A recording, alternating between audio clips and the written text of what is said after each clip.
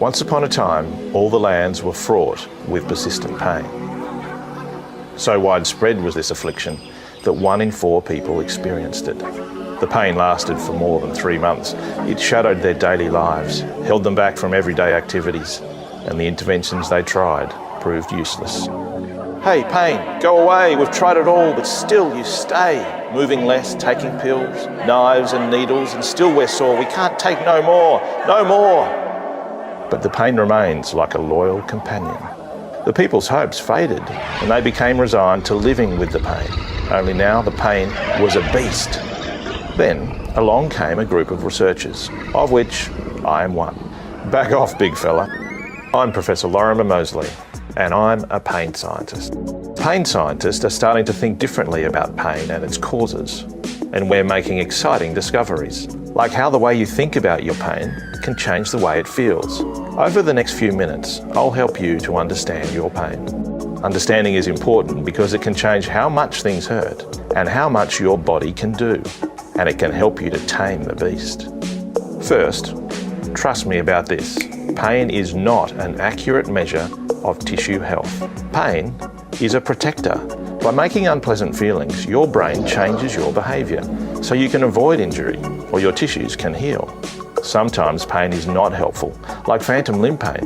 You don't expect a missing limb to ache, but it does, and the pain is very real. So how do we explain this? Well, pain is a warning signal from your brain that depends on credible evidence to say your body needs protecting. Sometimes pain's too protective and you get unnecessary warning signals. Pain scientists now understand that there are many ways our nervous system ends up producing unnecessary warning signals. Take conditioning, for example. You think of Pavlov's dog. Every time food was offered, Pavlov rang a bell. Of course, the dog would salivate seeing the food. This went on for a while. Eventually, the dog was conditioned to salivate for the bell alone. Well, conditioning is just one of the ways your body learns pain. And the longer your nervous system produces pain, the better it gets at producing it. Your body learns pain. So what feeds this beast? Well, let's look at how pain works. In your body's tissues, there are specific neurons, which normally only respond to harmful stimuli, whether mechanical, chemical, or thermal. When they are activated, they send a warning signal to your spinal cord, which can in turn send a signal to your brain. This activity in neurons is called nociception, and it's happening all the time, but only sometimes results in pain. Most of the time, the brain protects you with other things, like movement. Once the warning signal reaches the brain makes sense of it based on the information arriving and a vast amount of information already stored. If there's good reason to think protection is required, then your brain makes pain. One of our amazing discoveries is that you can have pain without any physical stimuli. Thoughts and places might activate the warning signals, and the pain feels exactly the same. But it's not just your brain. Your spinal cord also learns how to generate unnecessary warning signals. So how do you know when your nervous system is learning pain? You may notice your pain spreads or comes on without warning. Your body feels odd and it's hard to move properly. Your pain changes quickly with your mood and small annoyances can set it off. Old injuries start to hurt again. You're more sensitive to stimuli. And the longer the pain goes on, the more all of this occurs. The old way we understood pain could not explain these things and left many sufferers feeling like no one believed it was real.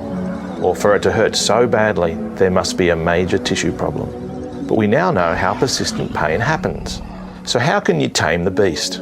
Pain is a very personal thing. There's no one-size-fits-all solution. And while you probably have well-thought-out coping strategies, it's time to take a new approach to dealing with and reducing your pain, one that focuses on retraining your pain system.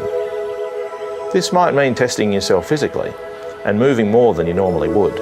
Being honest about your current attitudes and beliefs can also help, as can asking your health professional new questions. How do I know if my pain system is being overprotective? How do I retrain my pain system to be less protective? How do I know if I'm safe to move? So be brave and have hope, because it is possible to tame the beast. Visit our website for more information and questions to ask your health professional. tamethebeast.org